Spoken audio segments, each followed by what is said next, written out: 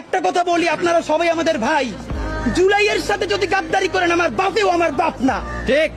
আমার মা আমার মা না, আমার সন্তান আমার সন্তান না, ঠিক।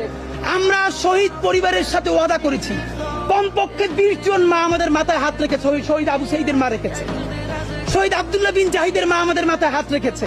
ফাহমিনের মা পরশু এসে বলেছে, বাবা যতদিন আন্দোলন করবা, 2টা ছেলে আল্লাহ দিছে, একটা শহীদ হয়েছে আর একটা তোমাদের হাতে দিয়ে দিলাম, ও সকল প্রোগ্রামে আসবে, আমিও আসবো। বিচার না কইরা আল্লাহর কসম তোমরা রাস্তা থেকে ছাড়বা না।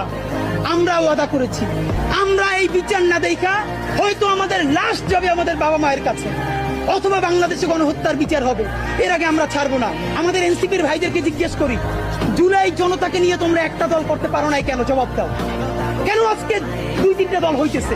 তোমরা একটা করছো, শুক্রবার আর একটা হবে, পরশু আর একটা হবে, কেন?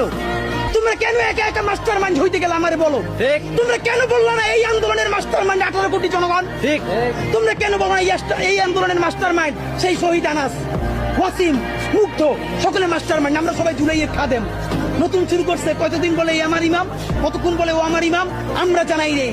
এই জুলাইয়ে বাংলাদেশে কোনো ইমাম নাই, এই জুলাই হয়েছে উপরে আল্লাহর রহমতে, আর আমরা 18 কোটি জনগণ এই জুলাইয়ের খাদেম। ঠিক।